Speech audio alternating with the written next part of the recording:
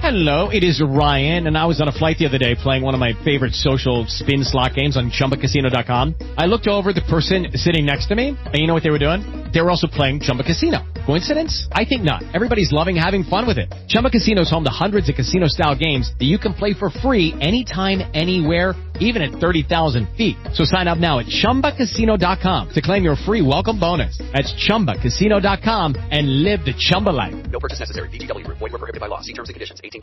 Hey guys, it is Ryan. I'm not sure if you know this about me, but I'm a bit of a fun fanatic when I can. I like to work, but I like fun too. It's a thing. And now the truth is out there. I can tell you about my favorite place to have fun. Chumba Casino. They have hundreds of social casino-style games to choose from with new games released each week. You can play for free anytime, anywhere, and each day brings a new chance to collect daily bonuses. So join me in the fun. Sign up now at ChumbaCasino.com. No purchase necessary. VGW. Void where prohibited by law. See terms and conditions. 18+. So this is a Hardcore Grind interview with author, executive producer, director, Sloan. Welcome, welcome, welcome. Hey, how you doing? Well, thanks for having me. Oh, you are so very welcome. Thank you, because I know you are always a busy, busy man. So we're going to start this off. I always ask this question. So I'm going to start off with a goal moment, right? So a goal moment is when thought and execution really come together. A lot of times we're really mindful about how other people pour into themselves, what they do for themselves, how they build themselves. But when it comes to the things that we want, even though we are ambitious, we still tend to be a little light when we're stepping sometimes. And sometimes we deal in lack and fear when it comes to the things that we need to do. What was your goal moment like when you decided to step into, I'm going to go all the way back, the literary industry, when you decided to pen Circumstances One? Well, you mean from when I went from the book to the movie? Well, no, when you decided to sit down and say, okay, I'm about to make this a book. I mean, well, it's just me trying to figure out what else I was trying to do in terms of like pivoting my life and going into a different direction. Mhm. Absolutely. So, I just decided, okay, I want to do something else. What exactly is it that I'm looking to do? And I was already familiar with the film industry a little bit from me going to school for TV and video production. So I said, you know what, it makes sense for me to just follow something that I love doing. And I decided to write the book. Well, we went from the first book to putting the script together, and the rest is where we are now. Absolutely. And it's an awesome experience to be able to work with someone when they're in their creative flow. Because I will say, especially in this space and time that we're in, just in our society, a black man who writes is powerful. What does that power mean to you? Well, I mean, I think it's good to be able to create things that are in your brain, and it's good to be able to take ideas, because initially when I first started writing and producing, everything was based on the first my book series.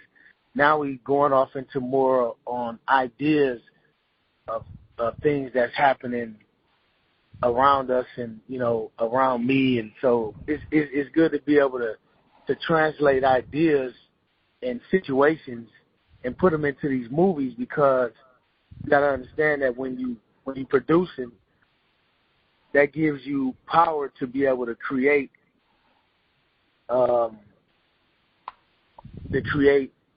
narrative, and to be able to drive cultures towards one thing or the other. So it's something that you have to recognize. As a producer, you got to recognize that the content that you're putting out is definitely influencing somebody, whether it's in a negative or a positive way. So, I try to keep in mind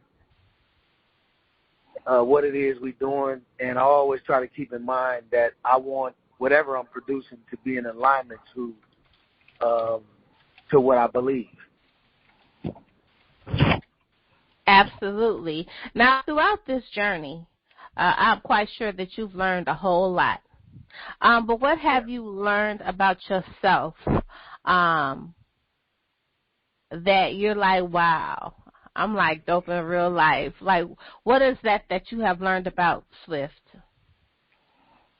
Well, I mean, I always knew I was dope in real life.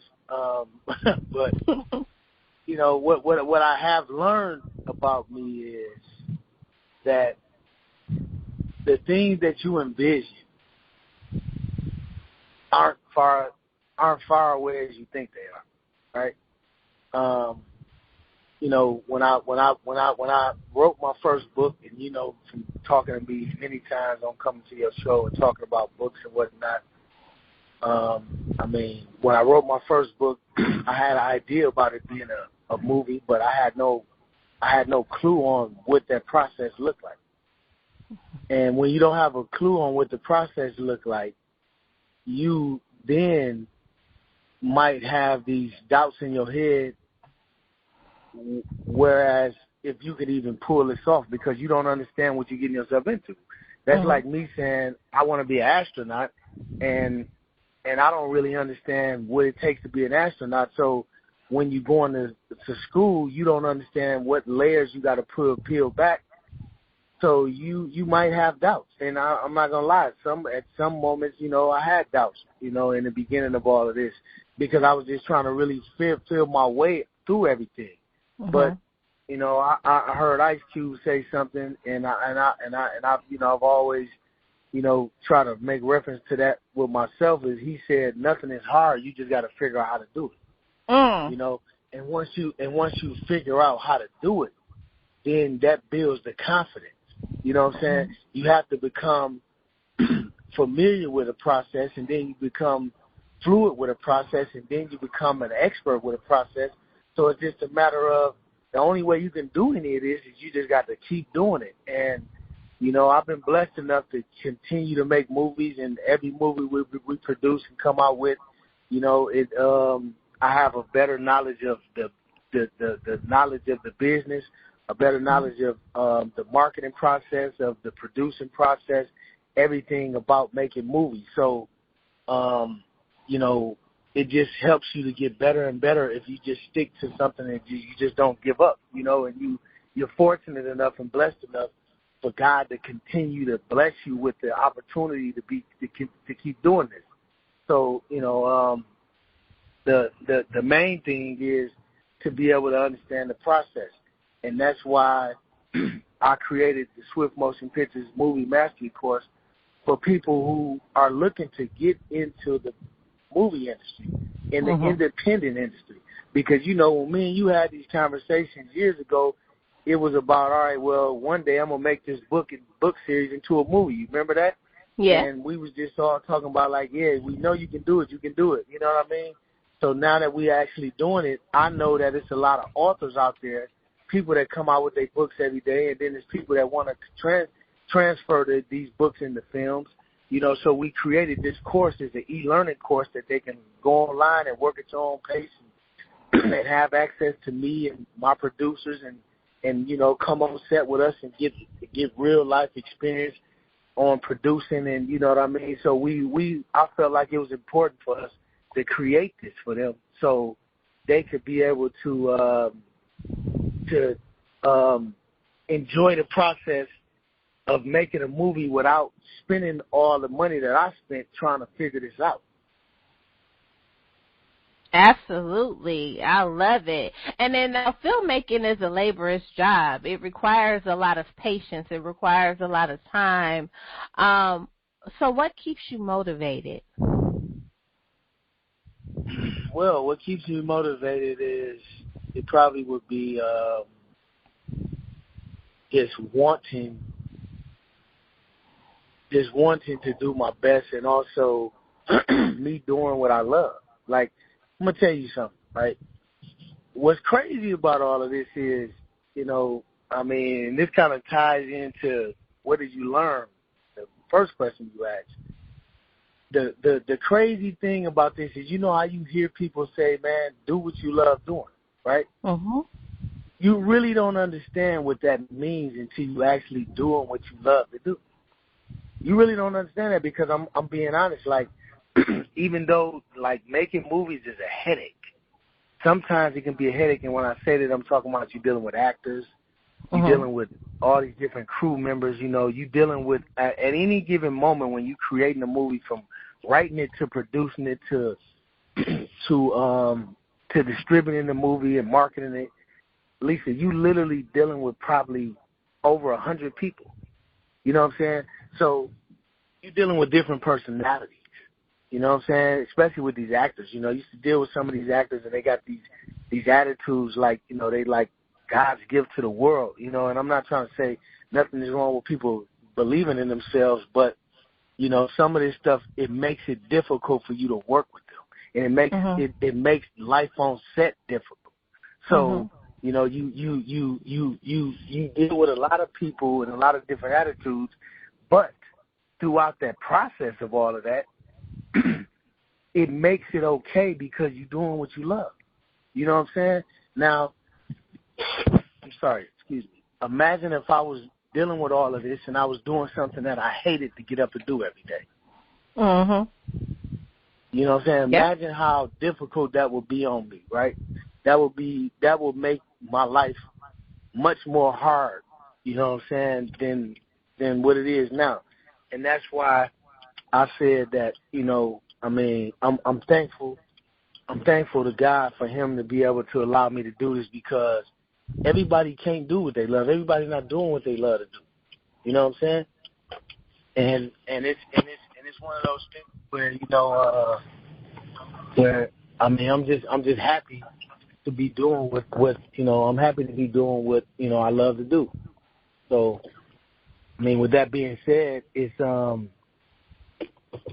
that's what makes all of this worthwhile. You know what I mean? Absolutely. Now, there's a heavy cost in pursuing and pulling your vision together. What advice would you give up-and-coming filmmakers that were trying to come into the industry? They don't have as much skills because maybe they didn't go to film school. But what advice would you give them as they start their journey out? The best advice I can give is to find a mentor. You know, find somebody who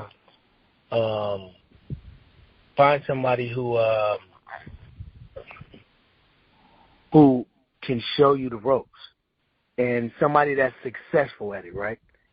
You know, because if you go to align yourself with somebody who's saying, "Oh, I know how to make movies," but you know, they making movies that ain't making money, or they making movies that he don't even got distribution for. You know what I'm saying? Like, how is that somebody you want to learn from, right? You know, you don't want to learn something from somebody that don't know the process, the full process. And listen, the process isn't just making a movie. The process is making a movie, distributing the movie, marketing the movie, knowing how to market the movie while you casting. You know why? Because when you casting for a film, whoever you put in it, that's who's gonna drive the movie on social media, right? Yeah. So if you don't want to have a bunch of actors in there that don't nobody know, because then nobody's gonna go watch it. I mean, the best thing you can do is go pay attention to Hollywood. That's why they paid Will Smith $20 million. You know why? Because they understand that if we put Will Smith in something, we guaranteed to make $100 million. You know what I'm saying? So you got to think about that, but think about it on a small scale, and you know, think about it on a smaller scale, shall I say? You know, you can go get actors like people who are going to draw traffic, but it's not going to cost you an arm and a leg to get them. And also, they're going to help you make the movie because they know how to make a movie. Like, you can't just say, okay, let me go make a movie and go get a bunch of cats out the hood that I grew up with, but they don't know how to read a movie script. They're not trying to study the script. So you need to, I'm going to go back to what I said. The best thing to do is get you a mentor, somebody who's doing it, and they don't mind showing you, and they don't mind showing you the right way, and they want to see you win. Absolutely. Now, I got a question for you, though, because you have experience. You have gone through a lot of different things just throughout your journey. So if you could change anything about the film industry, what would it be and why? What would if I could change anything about the film industry? Knowing all that you know. Well, I'm going to say this to you right here. I wouldn't necessarily say I would change anything about the film industry because I just think that the way life gives you, when life gives you, whatever life gives you, you just got to know how to deal with it, right? And I think sometimes when you change things, that means that you're trying to ask for a way out of dealing with hurdles. Not to say that it wouldn't be a better situation for some things, but you know, I'm very careful with saying, you know, like looking at things, you know, from a regret standpoint, or I wish I could change this, because let's be real. If you could change something, then would it be worth doing? Not saying that it won't, right? Not saying that it won't. But what I'm saying is, like, a part of the thing that I like about life is it forces you to deal. If you're trying to drive towards something that you want, it forces you to deal with difficult situations, and it forces you to think those situations out, and it forces you to come up with solutions.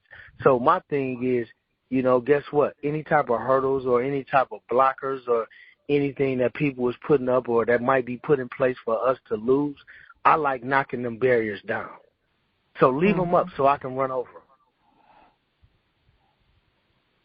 Absolutely. Now, and then this is a question just in regards of responsibility as a Black creative. As a filmmaker, you know, sometimes it is our responsibility to make sure that we're putting out specific kind of content. But do you think movies can bring a good change in not just in society but in our community? 100%. You know, every movie that I ever produced had a message in it. And I'm gonna break it down a little bit.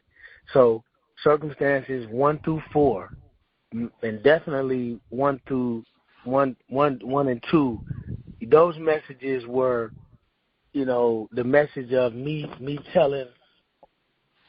That was the messages of me telling the experience of urban America, the type of things that these people go through, and the things that we've went through, and to say that everybody deal with their circumstances and deal with life based on the situation they in, right? So some communities might look down on the areas where we come from and say they might not look at us. They might not look at us in a way where they feel like we're worth it, right? But look at what we went through. That's why a lot of us are in the situations and places that we in. You know what I'm saying? So with that being said, I tried to lay that out in the Circumstances series. If you watch Untangled, I talked about a gentleman that was in a relationship with 2 women and what he was going through and whatnot, and that goes on everywhere, right?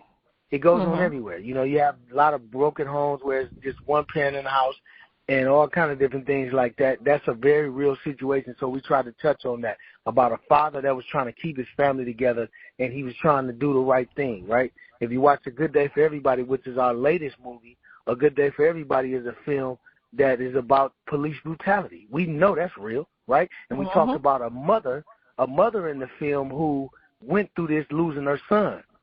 All of that was inspired by George Floyd, by the George Floyd murder. This came from real life experiences, and you know, in that movie, if you watch A Good Day for Everybody, he's talking to this cop about, you know, what it's like to go through this as a Black American. You know what I'm saying?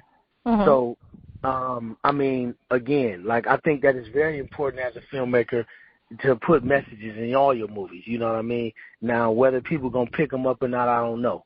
That's on them. But I definitely put messages in each film that I do, right? We got one we finished shoot now about a bunch of females who going through some situations with life and whatnot, and we got messages in that.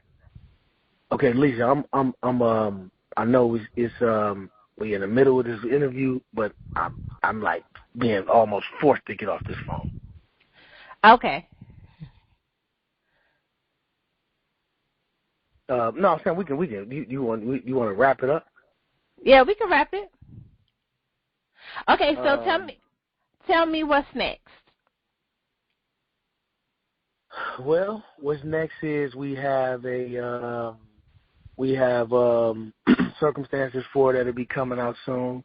That'll be coming out in the next month or two. And we just obviously dropped A Good Day for Everybody. That's on Tubi and Amazon. Circumstances 4 will be on Tubi and Amazon. And we got a 4 movie slated for 2023. We got a series slated for 2023. So, we just want to keep making good content, and hopefully people love it. And, I just want to show people, especially the authors. That's why when you call me and ask me to do an interview, I got to do it, because this always remind me of when I first started writing books and whatnot. And, I think that it's a lot of people that want to get into this industry, and I want to get them that I want to be that guide in life for them to show them that it is possible, and you can do whatever it is you want to do. Absolutely. I love it. Well, I do appreciate you. Thank you for sharing your time, space, and energy. I know you was going from meeting to meeting, so I thank you for taking time out just to be able to chat with me, and I'm going to talk to you real soon. Appreciate you. Thank you so much for having me. Thanks always. You're welcome. Appreciate you. Appreciate you. Bye-bye.